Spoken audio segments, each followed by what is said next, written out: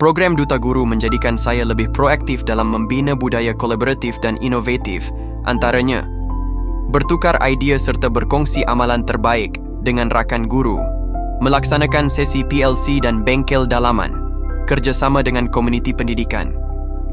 Antara kesan positif terhadap rakan sekerja dan budaya sekolah, rakan guru semakin terbuka mengamalkan pendekatan PDP berasaskan STEM, mewujud budaya kolaboratif, lebih efektif serta berani mencuba kaedah baharu.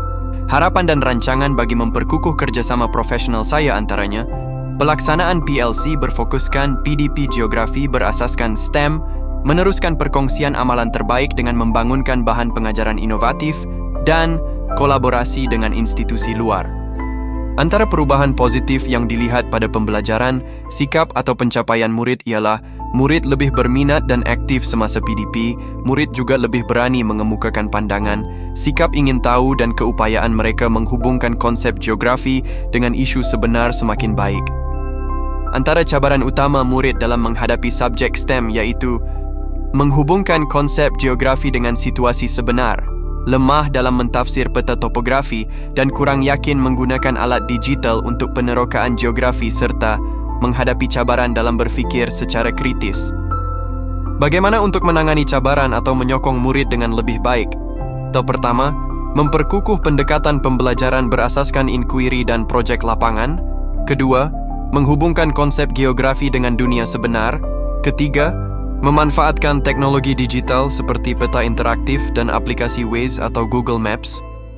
Murid dapat memahami dan menguasai tajuk berkaitan dengan pengaruh pergerakan bumi terhadap cuaca dan iklim. Alami oleh murid ialah yang pertama, suka untuk mengingati nama-nama bentuk muka bumi yang terdapat di Malaysia. Kesan jangka masa panjang, petani akan mengalami sakit belakang, lenguh badan dan sakit tulang. Yang pertama, murid berasa tertekan kerana faktanya terlalu banyak. Yang kedua, terlalu banyak fakta yang perlu. Apakah perubahan yang anda alami sepanjang PDG dari segi minda atau cara pemikiran, pengetahuan dan kemahiran sebagai seorang guru STEM? Pertama, terbuka dan reflektif dalam merancang PDP. Kedua, mahir menggunakan alat digital. Ketiga, membimbing murid menjalankan penyelidikan lapangan. Mari kita lihat langkah-langkah permainan pelaksanaan inovasi Ring 3.0. Untuk permainan ini, kita boleh melibatkan sekurang-kurangnya 7 orang. Antara kaedah pengajaran dalam bilik darjah yang paling memberi impak dan membanggakan ialah aktiviti berasaskan projek menggunakan bahan.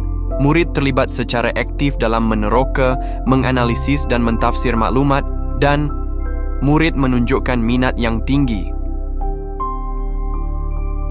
Antara cabaran utama yang dihadapi dan pelan tindakan atau strategi pada masa hadapan ialah kekangan masa untuk melaksanakan aktiviti STEM sewaktu PDP.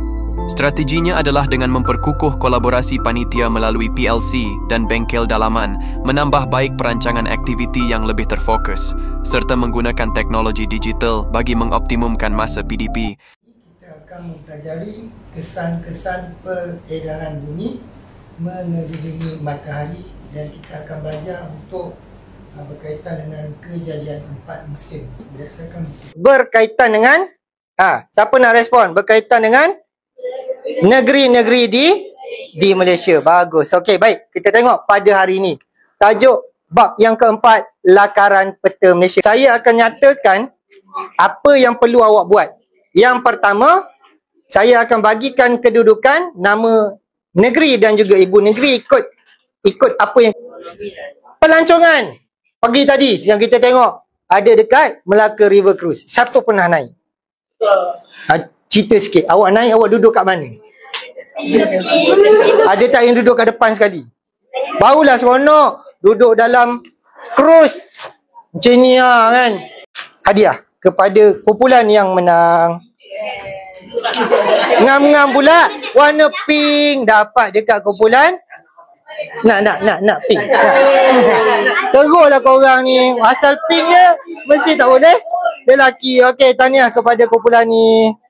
Okey.